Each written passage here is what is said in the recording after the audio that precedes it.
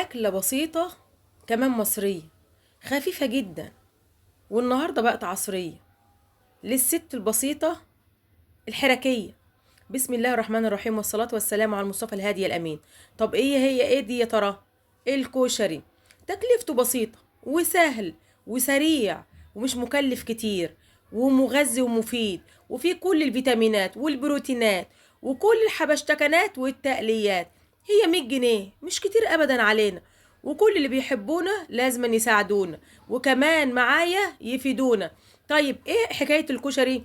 اولا بتجيبي كيلو مكرونة، نص رز، ب10 شعرية، ب10 عدس اصفر، ب10 عدس اسمر، نص كيلو بصل، نص ازازة زيت، كيلو طماطم. التكلفة دي كلها لما هتيجي تحسبيها هتلاقيها ب100 جنيه. طيب لما تيجي تعمليها بقى، ايه الفايدة منها؟ ان شوفي طبق الكشري النهارده في المحلات بكام وحجمه قد ايه، لكن بال100 جنيه بتاعتك ديت انت هتعملي اجدع واحلى واقيم 10 اطباق كشري محدش شافهم في العالم كله.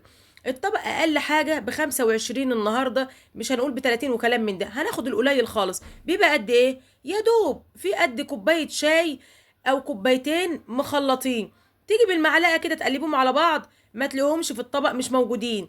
طيب لما تجيبي بقى وتعملي ال10 اطباق والطبق يقف عليك ب10 جنيه، طيب ال10 جنيه ديت ليها قيمه النهارده؟ ما تجيبش كيس شيبسي.